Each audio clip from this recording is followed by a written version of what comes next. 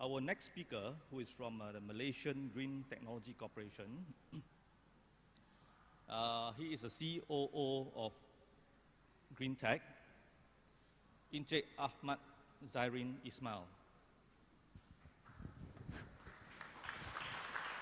Assalamualaikum and a very good afternoon.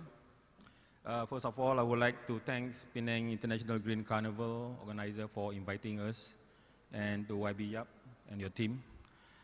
As today, I would like to share with you some of the initiatives undertaken by the Malaysian Green Technology Corporation, which is an agency under the Ministry of Energy, Green Technology and Water. So my presentation today is on sustainable cities and green technology. I will go into the line of some introduction to Green Tech Malaysia, green technology, climate change and cities, and low carbon city framework for the local authorities, and some examples of the low carbon city framework. Okay, historically, we were known as the Malaysia Energy Center. We were formed way back in 1998, and following that, we were tasked to implement two World Bank projects, which are the Malaysian Industrial Energy Efficiency Improvement Project and also the biomass power generation and co-generation in the palm oil industry. These are the two flagship projects that took off the Malaysia Energy Center. Later on, we continue with the Malaysian Building Integrated Photovoltaic Projects. The objective of this project is to get wider acceptance of photovoltaics use in the residential as well as commercial sectors. And after that, we went on building the Green Energy Office building, which is one of the iconic buildings on energy efficiency. And following that initial work, the Prime Minister restructured the Malaysia Energy Center into Malaysian Green Technology Corporation in April 2010. And we were tasked to immediately implement the Green Technology Financing Scheme. And also in the same year, we were tasked to co-organize with the Ministry of Energy, Green Technology and Water, the International Green Exhibition. Today, for this year, next month, we were holding our 5th edition. And in 2011, we launched the Low Carbon City Framework, which is a guide for local authorities. And following that, we did a lot of linkages with the societies and also with the authorities like the police on how to go green. Okay, if we were to look here, is that this is the National Green Technology Policy, is short-term goals, mid-term goals, and long-term goals. And what we can see today is that we are aiming for increased public awareness on GT adoption and application. And here you can see here that we are also looking at GT become the preferred choice in procurement. And the long-term goals beyond 11 plan is GT in Malaysian culture. Okay, let's have a look. How that we align that policy things into our very role. So, in terms of the, our focus here is that we would like to green the Malaysian communities. We have identified that the social, the environment, and the economy are the three drivers that we should focus on. And we have launched 4 flagship projects, which are the Sustainable Living, the Electric Mobility, Green Malaysia Plan, and also the Green Procurement as 4 flagship to drive the whole agenda, all those many projects that currently that we are doing. So with that, we would like to focus on greening the Malaysian community. Okay, looking at the climate change and cities, I'm moving now towards the cities. More than half of the world's population is already urbanized. And of the year 2011, Malaysia's, the world's population is already reaching 7 billion and it's already exceeding 7 billion today. And what we normally link all these urbanization is that scarce water resources, untreated wastewater, solid waste problems, natural disaster, and also air pollution due to rapid motorization. So these are the common things, but not Penang. Okay, what are the statistics behind all this?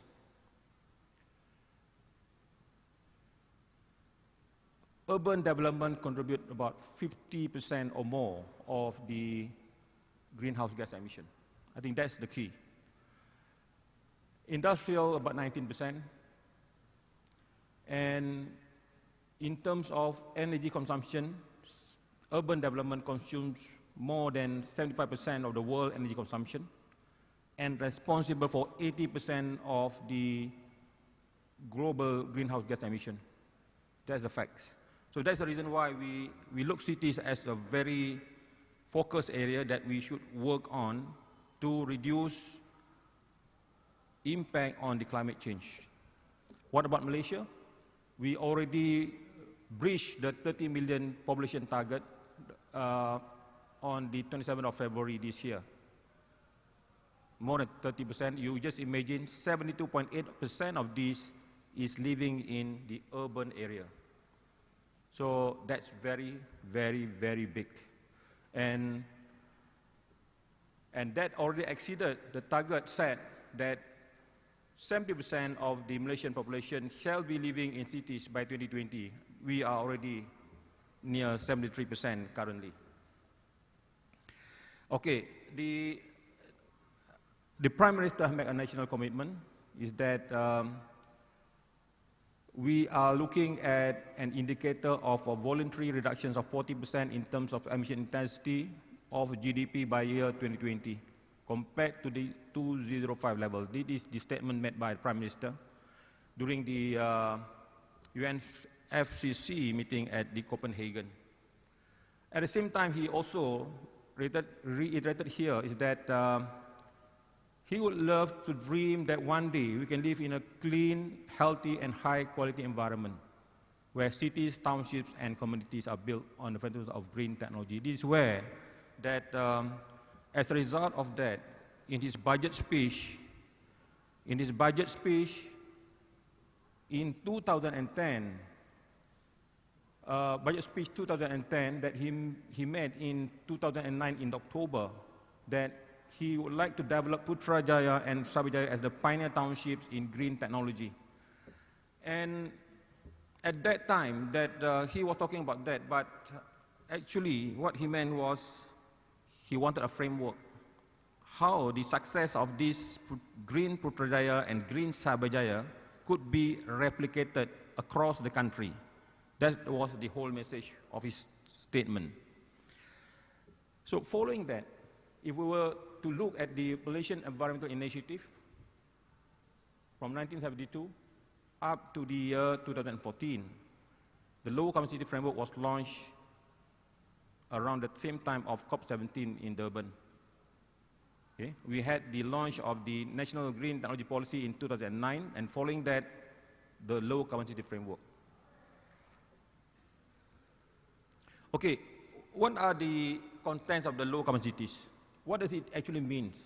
Actually, we are looking at assisting local authorities, township developers, designers, and individuals in assessing whether developments carried out within the city contribute towards the reduction of greenhouse gas emissions. So that's the very idea of these low carbon cities. And how that we work together with GBI, in this case, with the local authority, for example. Okay, the local authority come up with this. They have that livability index consisting of community well-being, services, economy, governance, transport, mobility, natural and built environment, and equality and diversity. So following that, we had discussion with the Jabatan Perancang Bandar and Desa that there are 4 elements that we can quantify on the carbon emission, which are the transport and mobility, natural and built environment. These are the 4 components under the livability index that we could quantify the carbon emission. And following that, we have identified all these very important criteria, which are 4. Okay? And the current rating tools like GBI is actually supporting this work on the green building. So it really complements to this very, very framework. So what are the sub-criteria under the urban environment? Site selection, urban form, urban greenery, and environmental quality. Urban transportation, for example, we have shift of transport mode, green transport infrastructure, clean vehicles, traffic management, among others.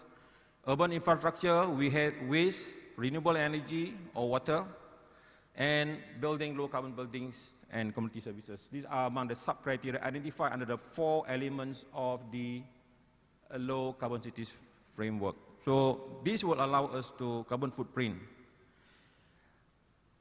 Okay, these are some of the details, strategy that how a particular sub-criteria can help us in reducing carbon. I would like to share more on the urban transportation here, is that for urban transportation, we have shift of transport mode, green transport infrastructure, clean vehicles, and traffic management. But among these, what we are going to share with you today is, for example, in terms of electric mobility. We strongly believe that electric mobility can make a very good case in reducing carbon in cities. Say, for example, we make a comparison of 100 kilometer travel for diesel bus consume about 150 liters of diesel. And in terms of the fuel cost, for example, ringgit Malaysia 100 for diesel, but only for EV bus about 33 ringgit. Subsidy amount for diesel bus 52 ringgit, EV bus 13 ringgit. And maintenance cost and carbon dioxide emission is EV bus emitted lower emission. So this actually depends on the generation mix actually. If we go more for coal, of course, the emission level would be increased further for electric. But I think for cities, we are talking more of localized emission. You want a better city with lower pollutants, lower noise from the engine of the bus, and better air quality as a result of using electric buses. So we have made the launching for the first Malaysia electric buses, and the state of Malacca, for example, have made a pledge that they would purchase 5 electric buses to as trial in their city, and following that, we expect that we can collect more data from this first commercialization project. We also have in the pipeline of the COMOS, we call it, the Cohesive Mobility Solution Program, which is due for end of this year. We already made some launching in the Klang Valley. And we are looking at electric cars to make connection between MRT station or LRT station to the nearest shopping center, for example. So this is a new concept and not quite common in this part of the region. Okay, for urban infrastructure, I would like to share on the energy consumption and the efficient use of water. Okay, we have launched this Building Consumption Input System, or BCIS, an online database system developed and administered by Green Tech Malaysia for data collection and monitoring of the energy and water consumption in buildings. So you need to be registered users to use this online system. And current users of this BCIS is the Ministry of Energy, Green Technology and Water, which currently monitors 67 government buildings in Putrajaya, and JKR Putrajaya, and also the Perbadanan Putrajaya, and also the police are also using this online system to monitor their pilot 4 buildings and facilities. And the Hang Tuah Jaya in Melaka is also using this system to monitor 15 buildings under their low carbon city framework.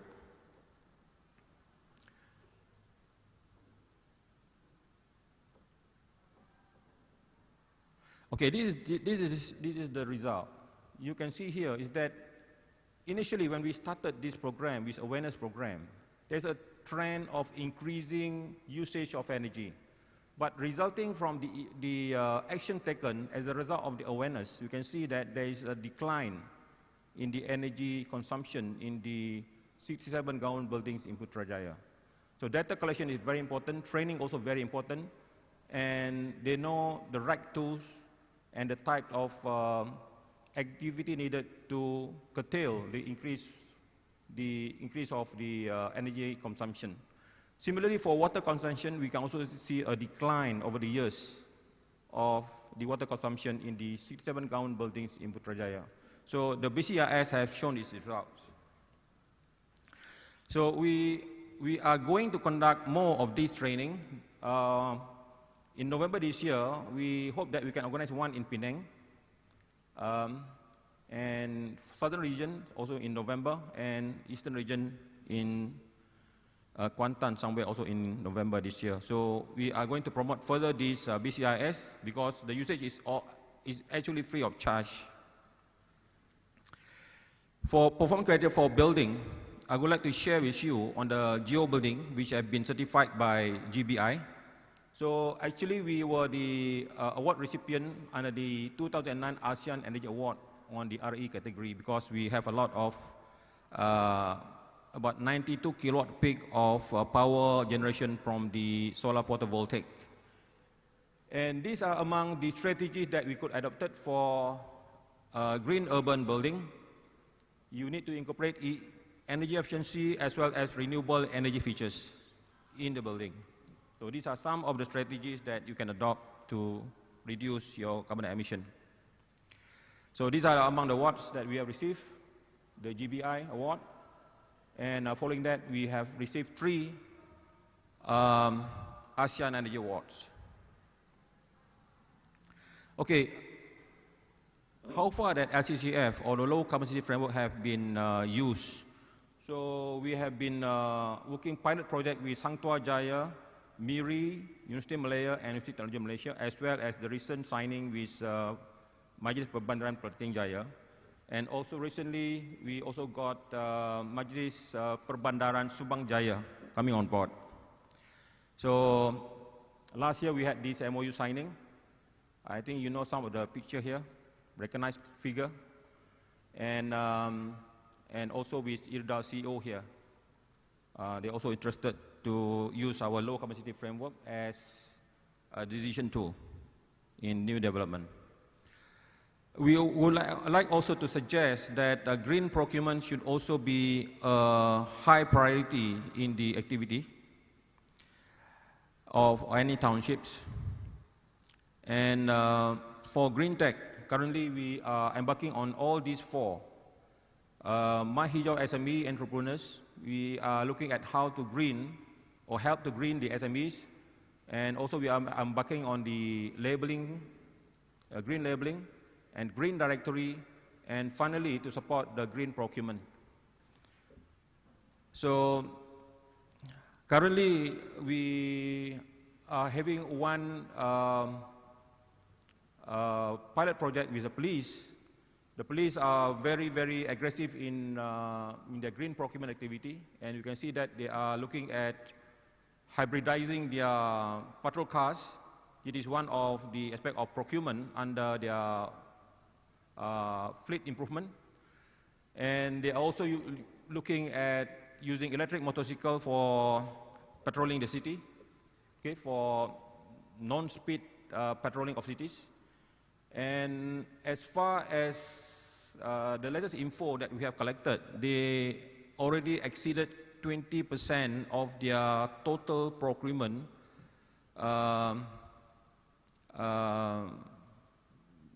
based on green procurement initiative.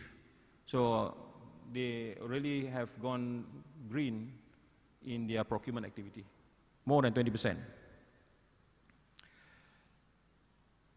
So this is the green directory. It will cover manufacturing, agriculture, landscaping, warehousing, packaging, recycling, gardening, water and waste management. Okay, to help all this, because project needs money, and the government have come big with this support for the industry and also for the users.